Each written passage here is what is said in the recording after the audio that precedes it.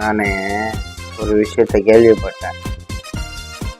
அதாவது பார்த்தீங்கன்னா, நிறைய சர்ச்சில் மக்கள் எல்லாம் போயிடுறாங்க.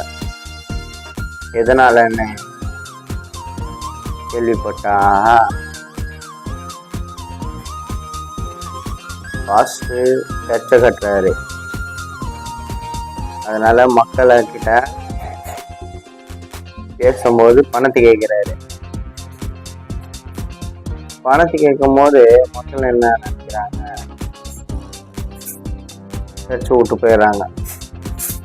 இதனாலேயே நிறைய ஆத்மாக்கள் வெளியே போயிடுது. அந்த ஆத்மாக்கள்லாம் வெளியே போயிடுதுன்னா நம்ம யாருக்கிட்டையும் கேட்கக்கூடாது, தேவன் தருவார்.